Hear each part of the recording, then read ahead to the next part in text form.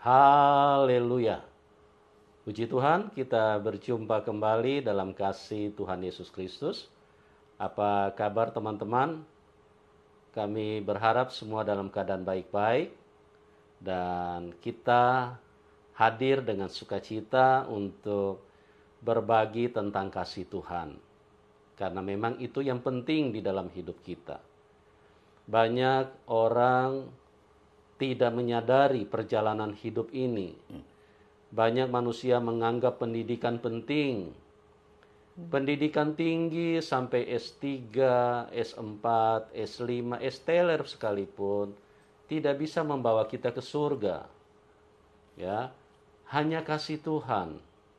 Jadi makanya kami hadir, kami terus dengan sekuat tenaga untuk bisa berbagi. Tentunya berbagi hal yang terpenting supaya manusia mengenal kasih Tuhan. Manusia bisa merasakan kasih Tuhan. Banyak orang bilang uang penting, tapi uang tidak bisa bawa Anda ke surga. Uang hanya bisa bawa beli tiket pesawat, tapi pesawat tidak bisa bawa kita ke surga.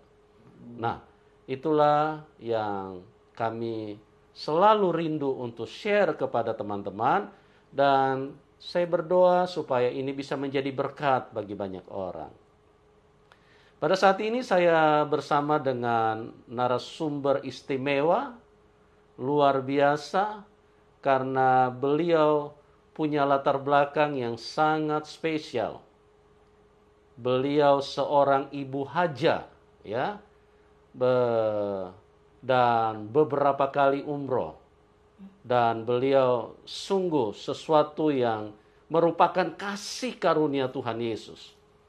Karena kalau dilihat dari latar belakang, tidak mungkin dari orang yang memiliki ilmu agama yang sangat kuat, ya, tetapi bisa percaya Tuhan Yesus. Nah, inilah yang kita akan bincang-bincang dengan beliau. Orang yang sangat spesial, dan kesaksian daripada Ibu Haja Habibah, ya Bu ya? Iya, Trias Habibah atau Trias Ibu Habibah. Trisnawati. Ya, Ibu Haja ini saya percaya punya kesaksian akan membuat Anda bisa melihat kasih Tuhan yang luar biasa. Ya, kita mendapatkan kehormatan untuk saya berbincang langsung dengan beliau. Ya, shalom Ibu. Shalom, ya. Apa kabar Ibu? Puji Tuhan, luar biasa, kabar baik sekali. Haleluya. Bu Haja, kalau dulu Ibu Haja Habibah ya? Habibah. Nah, boleh dicerita sedikit sekarang namanya apa Bu? Nama yang sekarang adalah Trisna Yohana Kasih. Oh, jadi sekarang sudah menjadi Trisna Yohana Kasih atau dipanggil Ibu Nana, ya? Iya. Ya. Jadi sejak kapan itu berubah namanya? Jadi Ibu Trisna Saya Yohana. sejak berubahnya tanggal 1 Februari 2018. Saya berubah nama itu. Yang dulu nama memang asli dari lahir adalah Trisnawati. Begitu 2010 nama saya dirubah waktu di Mekah itu dengan kiai saya Haja Trias Habibah. Haja Trias Habibah. Iya. Oke. Jadi biasa dipanggil Habibah. Oke, luar biasa. Bu, bisa diceritakan bagaimana perjalanan iman Ibu, dan pada saat mana Ibu mulai mendapat sentuhan Roh Kudus, mendapatkan sentuhan Tuhan? Apakah pada saat Ibu pergi haji di Mekah atau pada saat sebelum itu? Ibu bisa ceritakan kepada teman-teman supaya mereka pun bisa dikuatkan dan diberkati. Ya. Iya. Shalom semuanya, saudariku yang terkasih, saudara-saudara semuanya yang dikasihi Tuhan. Saya akan bersaksi cinta kasih Tuhan seperti apa jamahan Tuhan terhadap saya. Jadi benar-benar saya dulu dari seberang. Pasti semua akan bertanya, kok bisa? Sudah naik haji, kok bisa? mengenal Tuhan Yesus. Ya, semua itu tidak ada mustahil bagi Tuhan. Amin. Amin.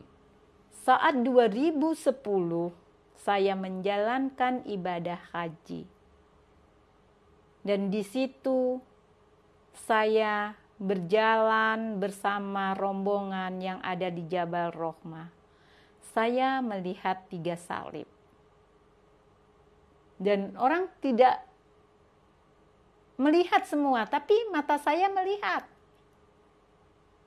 Ada apa semua ini?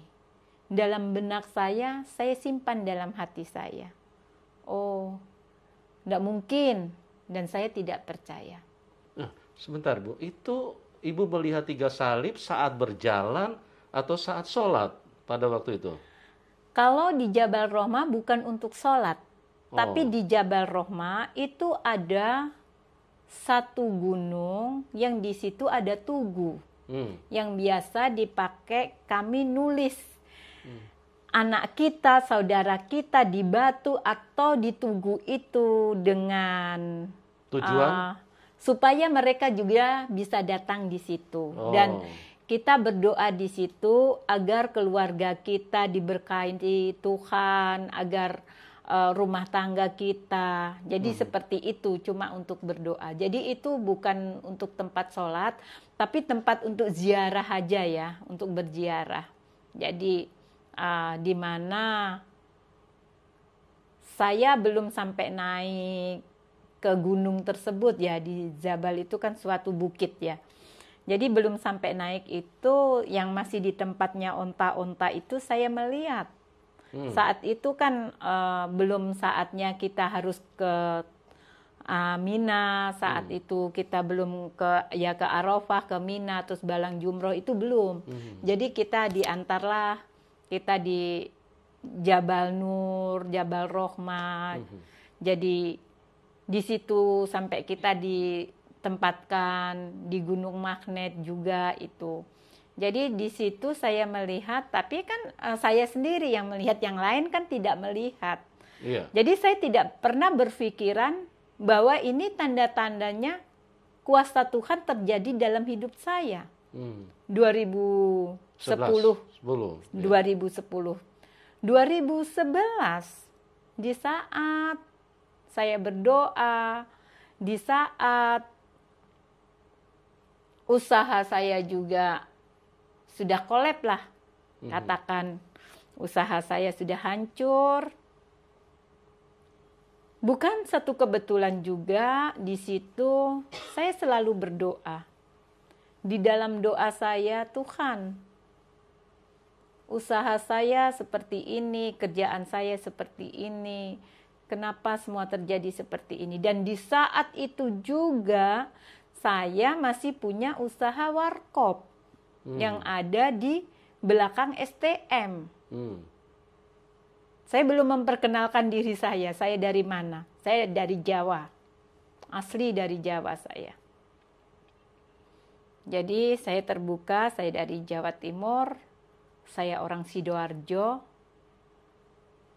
dan di situ saya punya warkop, di belakangnya STM Antartika. Saat ini sudah saya jual rumah saya juga, karena usaha saya sudah kolab. Dan di situ juga waktu 2011, saya dititipin anak-anak TKW.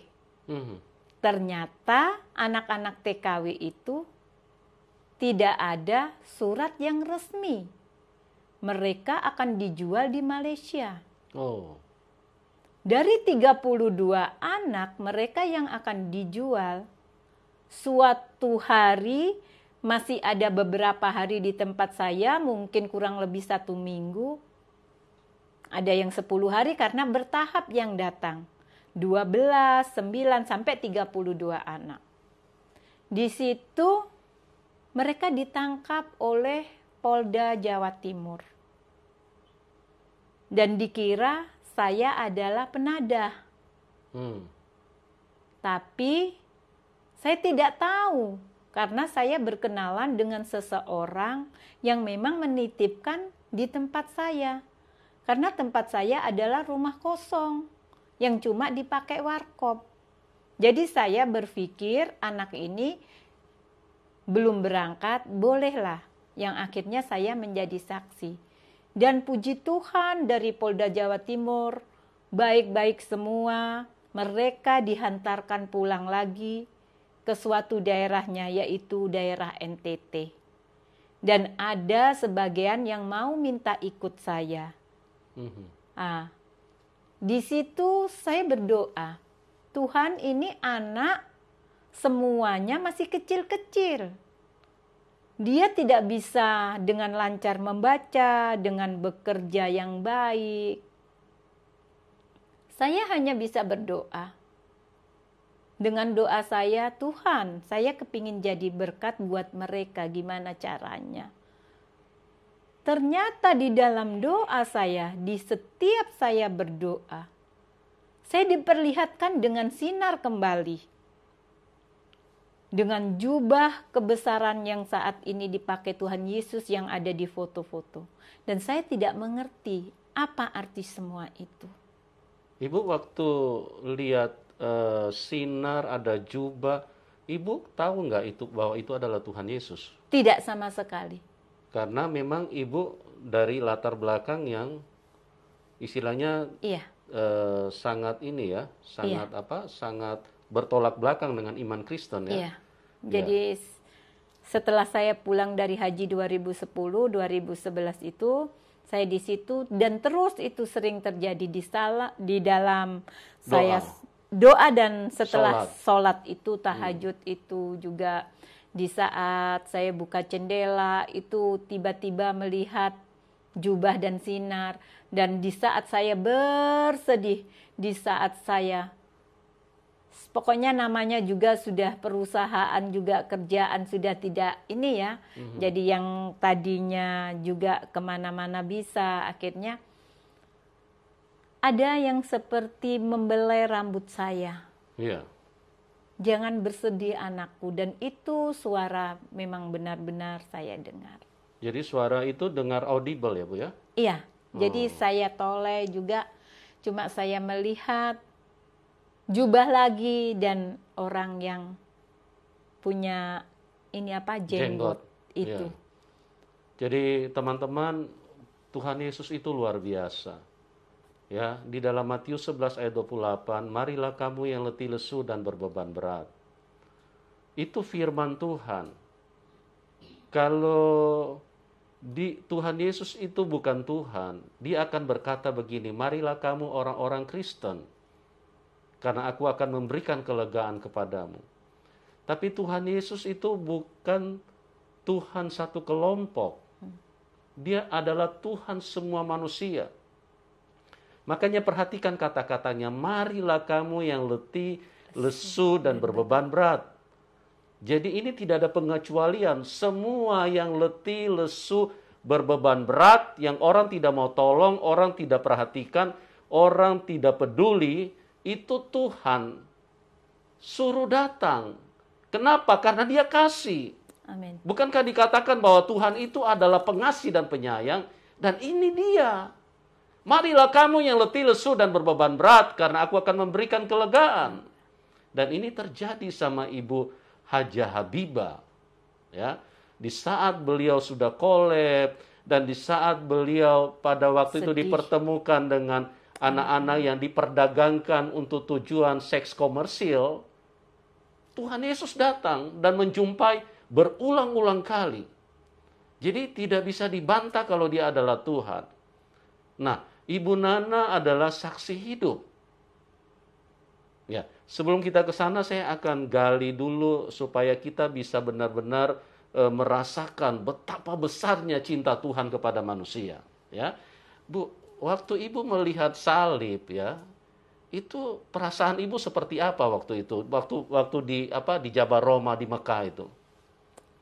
Biasa saja, karena saya berpikir aneh gitu aja. Jadi saya tidak ada pikiran, masa sih Tapi setelah saya sadar, saya mengenal Tuhan Yesus, itu baru saya menyadari dan saya berpikir, oh iya ya, waktu itu Tuhan sudah mempertaruhkan hidupnya untuk menyelamatkan manusia yang berdosa. Dan berarti saya ini bukan orang yang benar. Justru Tuhan memanggil saya karena saya orang yang tidak benar. Jadi jangan salah, orang sudah naik haji, orang itu memang sudah suci, sudah tidak. Justru saya sadar, di mana salib 3 yang saya lihat, yang saya pelajari saat ini sesuai dengan firman, di situ Tuhan menyerahkan dirinya bersama 2 penjahat, yang dikatakan ada 2 kiri kanannya, ada 2 penjahat. Jadi saya baru mengerti, baru menyadari saat ini. Waktu itu tidak sama sekali karena saya tidak mengenal siapa itu Tuhan Yesus. 3 salib yang ada di padang gurun, yang ada di bukit, ternyata itu Golgota. Amen. Jadi saya tidak tahu. Jadi dari situ saya tidak berpikir sama sekali dan tidak membuat saya bingung atau saya ingin tahu dan tidak. Nah, Ibu ceritakan nggak sama teman-teman, aku lihat salib loh. Ceritakan nggak pada waktu itu? Ada salah satu orang yang saya ceritain, nah, itu termasuk mantan saya, yang saya bilang, ngawur aja dibilang gitu. Jadi ya sudah. Mantan suami? Iya. Jadi ngawur aja bilang gitu. Jadi mantan suami bilang ngawur aja? Iya. Masa ada Toma bilang gitu. Jadi ya saya juga ketawa, iya ya, nggak ada, nggak mungkin lah. Ternyata memang tidak ada yang mustahil bagi Tuhan. Amen. Dimanapun Tuhan menunjukkan wajahnya. Dan di situ memang benar-benar ada. Haleluya. Jadi teman-teman, yang pertama, Tuhan Yesus itu sangat baik. Marilah kamu yang letih lesu dan berbeban berat. Tidak ada yang bisa membantah kalau ini adalah Tuhan. Hanya orang yang dikuasai kegelapan, yang menyangkal bahwa Tuhan Yesus itu adalah Tuhan. Dan Tuhan Yesus itu adalah Dia pribadi yang sangat baik. Ya. Kalau kita manusia, kalau lihat orang yang lagi letih, lesu, berbeban berat, kita juga menghindar. Coba, kalau Anda nggak percaya, coba perhatikan pada saat Anda ditelepon orang yang lagi dalam kesusahan, Anda tidak mungkin mau angkat telepon. Kalau hatimu tidak dijamah Tuhan, Anda tidak mau angkat telepon. Ini cuma beban ini, cuma bikin susah orang ini. Kecuali Anda dijamah Tuhan, baru Anda punya kasihan orang ini. Itu. Jadi tidak bisa dibantah kalau Tuhan Yesus itu adalah Tuhan. Luar biasa kan? Yang kedua, ya, Tuhan Yesus punya firman itu terbukti teman-teman. Bukan hanya ditulis di dalam Alkitab. Dikatakan Dia Maha Kuasa. Ya. Jadi kalau kita bilang Tuhan Maha Kuasa, kita tidak mengalami, itu sesuatu yang sia-sia. Sesuatu yang merugikan diri Anda sendiri. Ya. Kalau Anda bilang Tuhan Maha Kuasa, berdasarkan apa kita katakan Tuhan Maha Kuasa? Makanya Tuhan Yesus membuktikan kuasanya. Yang ketiga, Tuhan Yesus itu Maha Hadir. Saat lagi di Jabar Roma, ya, saat lagi menunaikan ibadah haji, Tuhan Yesus datang karena Dia Maha Hadir. Dia bisa hadir di mana saja. Jadi luar biasa, ya. Kita akan gali terus bagaimana kasih Tuhan yang telah menyentuh Ibu Hajah Habibah, atau yang saat ini kita kenal dengan Ibu Nana. Ibu yang sudah berganti Ibu Yohana, ya. Oke. Bu, setelah itu beberapa kali Tuhan memperlihatkan sinarnya dan membuat Ibu mulai percaya. Itu pada titik mana Ibu mulai, loh ini kok ada sesuatu pergerakan Roh Kudus di dalam hidup Ibu. Itu pada titik mana terus Ibu mengambil kesimpulan? Saya mengambil kesimpulan dan keputusan itu karena berulang-ulang kali setelah pulang dari haji, yang waktu naik haji itu kan cuma 1 kali yang saya melihat salib ya, tidak ada pikiran untuk apa dan siapa dan gimana. Dan kedua kalinya di Jabal Nur, yaitu bukit yang tertinggi itu, dan di situ saya mewakili dari yayasan untuk membentangkan banner. Saya membentangkan banner dan saya adalah satu-satunya perempuan yang naik ke gunung tersebut. Tapi saya itu seperti ada yang ngangkat, yaitu jubah itu. Jadi lagi-lagi yang diperlihatkan itu jubah dan sinar. Tapi yang pertama awalnya itu memang salib, dan yang kedua itu jubah yang untuk menuntun saya ke atas itu. Jadi saya tidak punya pikiran itu siapa. Saya kira. Sebentar Bu, itu waktu haji yang pertama itu di tahun yang berbeda yang? Tidak. Hah? Di tahun yang sama? Saya haji cuma 1 kali saja. Terus? Jadi saya naik haji 1 kali saja. Lain ya, kalau umroh itu kan cuma tidak ada, kita tidak ke Arafah, ke Padang Arafah, kita tidak ke Mina, dan kita tidak balang jumroh kalau umroh ya. Tapi kalau haji itu semua lengkap. Haji semua lengkap. Iya. Kalau umroh berbeda. Beda. Nah, kalau waktu Ibu menancapkan banner itu pada saat umroh atau haji? Haji. Ya 1 kali ini haji itu. Jadi tidak ada. Jadi banner itu bukan saya tancapkan, tapi saya bentangkan. Bentangkan. Iya. Karena saya bentangkan, ada 7 orang yang memang harus membentangkan itu, salah satunya adalah perempuan saya sendiri. Oke. Nah, boleh tahu Ibu pergi umroh berapa kali, Bu? Bapak jangan sebut itu. Nggak apa-apa. Nggak usah sebut dari mana. Cuman berapa kali Ibu pergi umroh? 1 kali. Gitu ya. Gitu. Ya, jadi Ibu Nana ini memang seorang yang spesial ya buat kita. Kenapa spesial? Karena beliau punya latar belakang ini bukan orang sembarangan, ya. Beliau juga aktif di dalam dunia sosial, ya, dalam organisasi-organisasi yang kelas besar punya, ya. Kalau kita sebutkan tidak perlulah disebutkan. Beliau ini orang yang cukup terpandang, ya, latar belakangnya cukup ini. Dan beliau juga seorang pengusaha, ya. Tadi sudah diceritakan bagaimana usahanya juga mengalami istilahnya collab, dan disitulah Tuhan Yesus datang, ya. Kalau Tuhan Yesus itu hanya Tuhan satu golongan, maka Tuhan Yesus tidak akan melirik Ibu Nana atau Ibu Hajah Habibah ini. Kan dia tidak percaya kepada Tuhan Yesus, ngapain juga ditolong.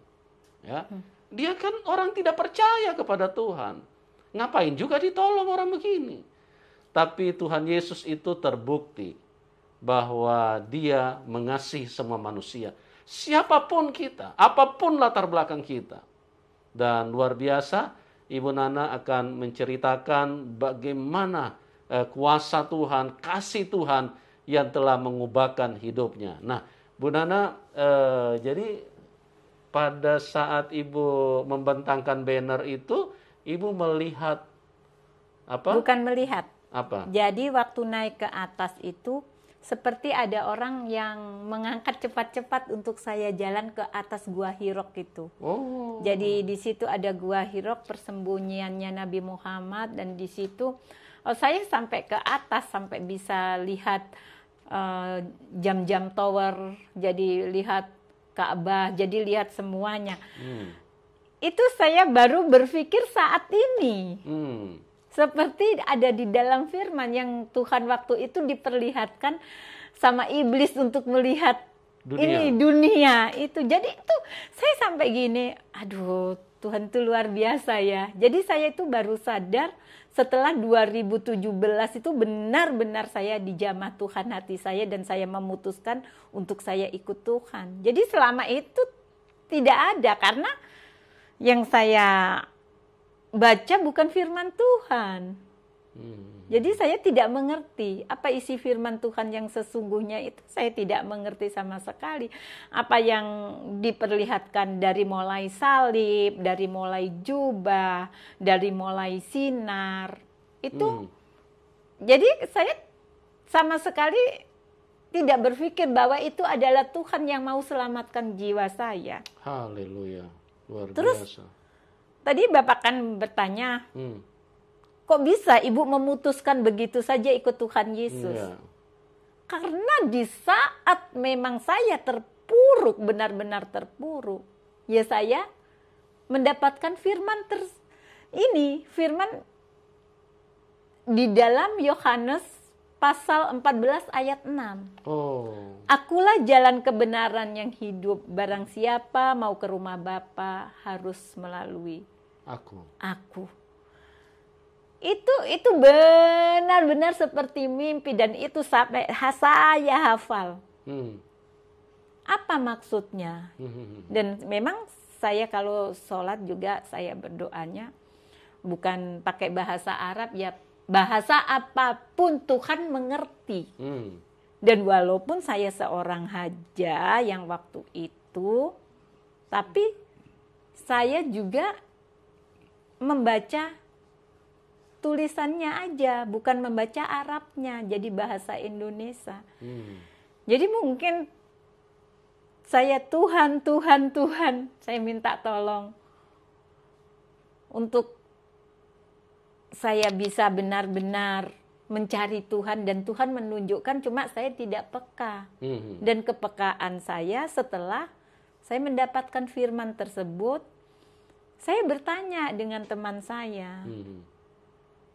Bapak Pendeta Nome itu, saya bertanya, Bapak, saya menemukan ini. Coba Umi download dulu di HP-nya, Umi lihat. Lah dari situlah mulai kecintaan saya mengenal Tuhan Yesus 2017, karena di masa 2011, 12, 13, 14, 15 sampai 16 itu cuma sering dibelai dengan orang tua yang berjenggot, berjubah, diperlihatkan jubah, diperlihatkan sinar.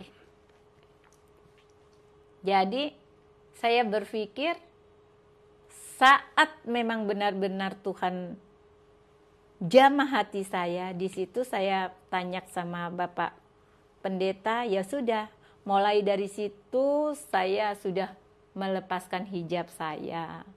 Saya tidak sholat lagi, dan sampai Bapak Pendeta bilang, Umi kenapa hijabnya dilepas? Saya bilang, orang Jawa maklum, sumuk karena panas kan, di Jawa juga tempat kami panas. Jadi di saat kami jalan, karena kami bekerja sama dengan Bapak Pendeta itu, Bapak Pendeta tidak pernah menginjilin saya. Dan tidak pernah untuk membuat saya menjadi orang Kristen. Tapi memang dari dasarnya 2010 saya naik haji, itu sudah Tuhan jamah saya pelan-pelan, dan dan Bapak Pendeta itu 2013 adalah teman saya juga. Tapi 2017 ketemu lagi. Di saat itu saya sudah sendiri juga gitu. Tapi Bapak Pendeta tidak pernah, bahkan kalau saya tidak sholat, Bapak Pendeta selalu mengingatkan saya. Waktunya sholat, sudah duhur, sudah asar. Dan saya selalu bilang, oh lagi wayai. Orang Jawa bilang wayai itu adalah lagi mens. Kalau orang saya dulu lagi mens tidak boleh sholat karena najis. Ternyata dalam ajaran yang sekarang itu lebih sempurna buat saya ya. Karena kenajisan bukanlah di dalam badan tubuh kita, tapi dari hati kita, mulut kita yang keluar. Jadi di mana kami berdoa walaupun lagi datang bulan, kita bersimpuh memuji Tuhan, memuliakan Tuhan, itu tidak ada najis. Jadi ini yang membuat saya benar-benar jatuh cinta sama Tuhan Yesus. Sama Tuhan Yesus. Ya, jadi luar biasa ya karya Tuhan di dalam kehidupan Ibu Hajah Habibah bagaimana Tuhan menyatakan diri, Tuhan menuntun tahap demi tahap sampai benar-benar ibu ini yakin bahwa Tuhan Yesus itu adalah Tuhan yang mengasihi hidupnya, Tuhan yang telah menyerahkan hidupnya buat Ibu Nana, ya, yang sekarang sudah berganti nama Yohana. Jadi di dalam Tuhan memang seperti itulah karya Tuhan, kasih-Nya yang ditunjukkan, kuasanya. Jadi bagaimana Ibu Nana mengalami Tuhan secara luar biasa.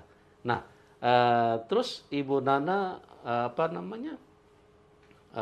setelah itu berarti Ibu mengambil keputusan itu? Belum. Nah, kapan itu Ibu mengambil keputusan? Jadi setelah itu saya belum ambil keputusan, meskipun sudah mendapatkan firman akulah jalan kebenaran yang hidup, barang siapa ke rumah Bapa harus melalui aku. Jadi saya masih berpikir, dan setelah saya mendengarkan lagu-lagu, saya jatuh cinta dengan lagu rohani dan itu. Dan mulailah di situ saya tidak sholat lagi, saya sudah melepas hijab saya. Tapi terkadang saya masih berkumpul dengan teman-teman saya ustadz. Tapi beliau mungkin agak ini ya, tanda tanya ya. Kenapa kok sudah melepas hijabnya? Terus akhirnya saya bilang, ya, saya percaya dengan Tuhan Yesus. Mereka kecewa dan banyak. Saya mohon maaf ya dengan teman-teman saya, khususnya yang dulu satu ini berteman sama saya bukan menyakitin hati saudara-saudara saya yang dikasihi. Saya tetap menjadi sahabat, tetap mengasihi mereka. Iya, dan walaupun kalian pun sudah tidak mau dengan saya, dan ada satu yai yang masih sampai sekarang baik sama saya. Iya. Ada yang punya pondok di Wonoayu itu, beliau itu yang masih sampai sekarang masih mau bersahabat dengan saya. Karena kehidupan masing-masing seorang, mau masuk neraka, mau masuk surga, beliau juga bilang itu urusan pribadi, bukan urusan kami, bilang gitu. Amin. Jadi teman-teman, urusan dengan Tuhan itu urusan pribadi. Ya, kalau kita ketemu Tuhan, kita tidak berjemaah, tapi kita pribadi.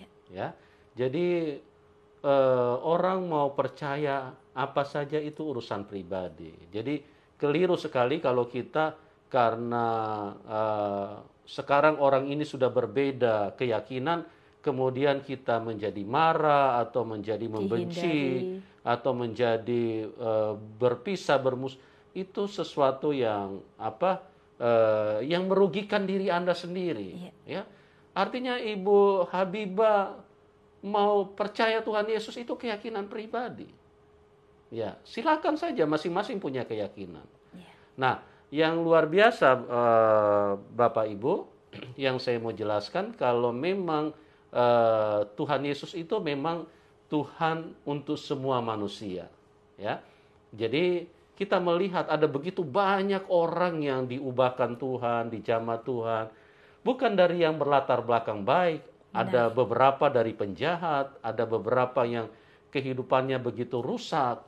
Ya, Tuhan tidak melihat, oh kamu kan tidak percaya sama aku, tidak perlu ditolong.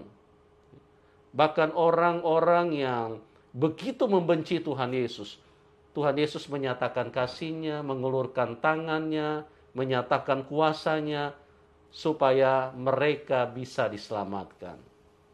Tuhan Yesus datang bukan membawa agama. Tuhan Yesus datang membawa kasih-Nya. Supaya manusia bisa ditolong. Manusia bisa mengalami kebaikan di dalam hidup ini. Ya, bagi teman-teman juga, kalau mungkin Anda berbeban berat, mungkin ada yang sudah putus asa, mungkin ada yang sudah ingin bunuh diri. Ingat, Tuhan Yesus mengasihi Anda.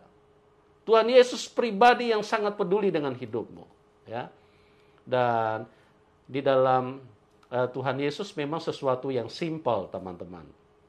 Jadi Tuhan Yesus itu datang membawa firman itu, memberikan firman-Nya, tidak sesuatu yang rumit, sesuatu yang membuat manusia juga kebingungan, tapi Tuhan Yesus memberikan firman-Nya yang simpel.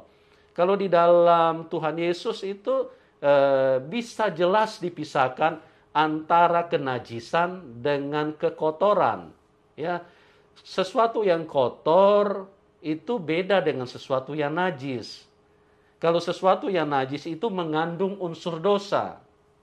Tapi kalau sesuatu yang kotor itu sesuatu yang bersifat itu sesuatu yang istilahnya tidak baik kalau dekat dengan kesehatan manusia. Ya. Jadi seperti tadi Bu Nana sudah sampaikan, kalau sekarang kalau lagi datang bulan tetap Tuhan Yesus mengasihi, menyambut. Karena datang bulan itu cuma proses tubuh mengeluarkan kotoran supaya apa? Supaya manusia bisa sehat. Ya. Jadi itu bukan suatu kenajisan. Justru kenajisan itu kalau dari dalam hati kita keluar maki-makian, keluar kebencian, keluar hinaan, ya, sakit hati, bahkan ingin membunuh orang lain. Nah, itu yang najis, itu yang berdosa. Apalagi ingin membunuh orang lain, menghalalkan darah orang. Tapi kalau misalnya misalnya cuma buang air kecil, itu cuma kotoran. Itu yang dikeluarkan karena apa? Untuk kesehatan manusia, supaya manusia sehat, dikeluarkan itu. Dan itu bukan kenajisan, itu bukan sesuatu yang mengandung dosa, itu saja pembersihan supaya manusia tetap sehat. Jadi begitu, simpel kan di dalam Tuhan Yesus. Nah, kalau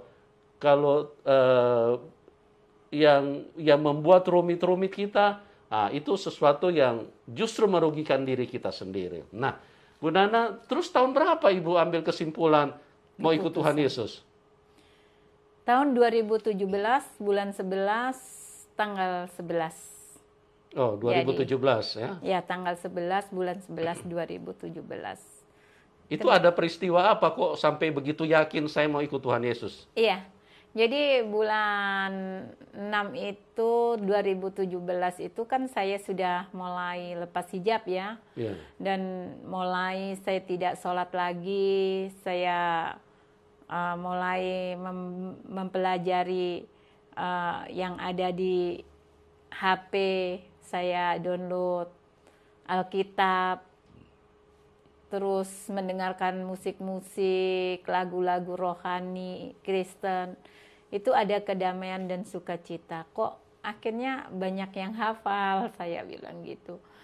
Terus saat itu juga saya pernah mendengar lagu itu sebelum saya mendengar lagu yang ada di YouTube itu. Saya sudah pernah mendengar juga di suatu rumah orang persekutuan. Di situ saya ingat sekali lagu itu. Hari ini ku rasa bahagia. Dan itu saya dengar lagi di saat saya memutuskan untuk ke gereja. Saya awal-awalnya ke gereja, ada ke gereja di Trosobo. Saya mengikut tempatnya Bapak Pendeta. Jadi di situ Bapak Pendeta Samuel, kalau lihat, hai shalom Bapak Pendeta, makasih atas pertumbuhan keimanan saya. Dan saya datang awalnya ke beliau, saya mendengarkan lagu itu. Haleluya, luar biasa. Di situ benar-benar walaupun gerejanya kecil, tapi auranya itu benar-benar roh itu hadir. Dan saya ikut Bapak Pendeta Nome waktu itu ke sana karena beliau juga ada di gereja sana. Dan saya merasakan ada sukacita. 1 kali, 2 kali saya ikut lagi. Ternyata Bapak John mempunyai mama rohani juga yang ada di Surabaya juga. Beliau juga ibu rohani itu, beliau orang yang sangat luar biasa dipakai Tuhan untuk penyembuhan ya, sudah ke NTT, sudah ke Papua. Mungkin Ibu Gembala, Ibu Pendeta Mama Siti ya, yang dari asal Madura. Beliau benar-benar dipakai Tuhan. Beliau yang menguatkan saya juga. Haleluya. Dari situ saya di gereja sana, dan di situ juga saya diberkatin. Saya didoain. Saya belum sampai bulan 7, 8. Saya belum ambil keputusan untuk saya benar-benar menjadi orang Kristen dan percaya Tuhan. Cuma saya bisa merasakan jamahan Tuhan. Dan saat itu bulan 11 mulailah Bapak Pendeta itu bilang sama saya, kalau memang benar-benar suka sama saya bilang, mari kita berdoa dulu. Kalau kita berdoa memang Tuhan izinkan segala sesuatu harus terjadi, kita bersatu, biarlah Tuhan. Dan di situ kami doa, saya menyerahkan diri saya kepada Tuhan. Tuhan, kalau memang saya benar-benar sudah Engkau selamatkan, pakai hidup saya. Itu yang doa pertama saya panjatkan kepada Tuhan. Untuk saya bisa menjadi berkat di setiap orang yang saya temui, terutama anak yang pernah saya tolong, anak NTT tadi. Jadi taruh saya di sana Tuhan. Dan yang kedua, saya berdoa, Tuhan, kalau Engkau pun menjodohkan saya dengan seorang pendeta, biarlah kami melayani bersama-sama. Amin, puji Tuhan. Itu yang kedua. Ya. Dan ketiga, saya juga berdoa, Tuhan, biarlah di mana apa yang saya punya, di mana yang ada, saya meninggalkan, saya tidak terbebani, saya tidak memikirkan. Dan saya percaya semua ini adalah jalan Engkau. Dan itu saja, saya tidak minta apa-apa untuk saya bisa seperti ini, seperti itu. Tidak. Jadi saya minta hikmat kepada Tuhan supaya saya benar-benar kalau sudah diselamatkan Tuhan pakai untuk menjadi berkat. Dan kedua juga saya benar-benar meminta Tuhan berikan jodoh yang benar-benar takut akan Engkau dan bisa membimbing saya. Dan ketiga, saya tidak memikirkan dunia lagi Tuhan, saya tidak janji dan saya tidak mau usaha ini itu lagi, dan saya cukup untuk melayani Engkau. Haleluya, luar biasa. Amin. Jadi tanggal 11 bulan 11 2017 saya Tuhan.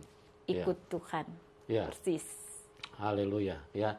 Teman-teman, luar biasa karya Tuhan di dalam kehidupan Ibu Nana, dan beliau sekarang diubahkan Tuhan secara luar biasa, menjadi orang yang rendah hati, karena tadi saya sudah katakan beliau ini dari latar belakang bukan orang di bawah, ya. Beliau orang berasal dari latar belakang yang high class punya, ya. Saya tidak usah sebutkan, beliau banyak kenal orang-orang penting. Beliau aktif di dalam organisasi besar. Tapi Tuhan mengubahkan beliau, dan saat ini beliau melayani di tempat yang sangat minus. Artinya tempat ini jarang orang mau pergi. Tapi Ibu Nana ini mau masuk ke daerah tersebut dan melayani dengan luar biasa, ya. Itulah karya Tuhan yang begitu ajaib, tempat yang tidak dilirik oleh orang-orang yang mengedepankan kesenangan daging, kesenangan jasmani. Tapi beliau masuk, beliau pergi melayani ke tempat-tempat yang terpencil karena kasih Tuhan, kuasa Tuhan, ya, sinar yang telah menyentuh hidupnya, jubah kebenaran yang telah beberapa kali Tuhan tampakkan kepada beliau, ya. Beliau melayani di tempat yang ya secara manusia sangat memprihatinkan. Bahkan ada 1-2 teman yang pernah berjumpa dengan beliau sampai terheran-heran, kok mau ya ke tempat seperti ini. Tapi itulah orang yang sudah berjumpa dengan Tuhan Yesus, hatinya diubahkan Tuhan. Kuasa Tuhan turun di dalam hidupnya, dan beliau dengan sukacita, dengan sungguh-sungguh melayani Tuhan, ya. Dan Bapak Ibu yang diberkati, kalau mau dukung silakan, ya. karena pelayanan tempat di mana Ibu Nana melayani itu membutuhkan dukungan, bukan hanya dukungan doa, tapi dukungan materi yang cukup besar, karena tempat di mana Ibu Nana melayani itu sesuatu yang butuh untuk mendukung hal-hal seperti itu. Ya, terima kasih buat semuanya yang telah menyaksikan acara ini. Terima kasih juga buat Bu Nana atas kesaksian yang luar biasa. Terima kasih juga buat semuanya ya. Apa tadi yang dibilang sama pastor, memang saya benar-benar melayani, bukan saya membutuhkan materi utama, tidak Bapak. Jadi yang utama adalah saya sudah diselamatkan, dan saya memohon untuk mendukung saya dalam saya bisa menyelamatkan jiwa-jiwa yang ada di daerah yang memang saya layani. Memang materi perlu ya. Kalau untuk zona amannya, ngapain saya harus ke hutan? Mungkin saya melayani di daerah sini aja mungkin saya bisa. Tapi kenapa? Dan inilah yang perlu diperhatikan. Di suatu daerah di Timur Tengah Selatan, di Soe, yang ada daerah Hoi, desa Hoi, dusun Hoi. Dan di situ bahkan ada tempat yang belum ada penerangan, belum ada air. Di situ tergeraklah hati saya. Jadi kenapa saya benar-benar untuk melayani? Karena saya juga harus bisa merasakan apa yang dirasakan mereka. Dan mereka perlu bimbingan. Kalau untuk materi secara tidak langsung, saya bisa mencari di daerah yang memang sudah zona aman. Tapi karena saya percaya penyertaan Tuhan selalu ada bersama saya, dan disitulah kebutuhan-kebutuhan Tuhan akan kirimkan, dan saya percaya entah itu melalui siapa, entah itu dari Tuhan sendiri seperti apa, saya tidak tahu. Tapi yang pasti saya tetap, jiwa raga saya, hidup mati saya adalah untuk Tuhan dan untuk melayani Tuhan.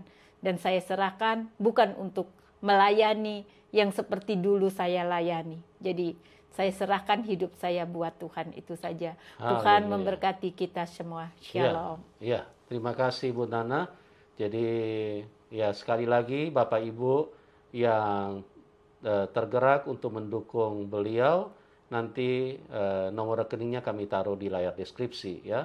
Karena Bu Nana memberikan hidupnya untuk jiwa-jiwa yang di tempat-tempat yang terpencil ya. Jadi ini adalah kasih karunia Tuhan ya. Doa saya buat teman-teman semua yang sudah percaya Tuhan Yesus semakin kuat di dalam Tuhan. Yang belum percaya Tuhan Yesus, doa saya juga buat Anda supaya kasih Tuhan, kebaikan Tuhan bisa menyentuh hidupmu. Asalkan Anda mau buka hati, maka kasih Tuhan akan mengalir di dalam hidupmu. Oke? Kita akan berjumpa di program selanjutnya. Tuhan Yesus memberkati kita semua dan salam kemenangan. Salam kemenangan. Amin. Shalom.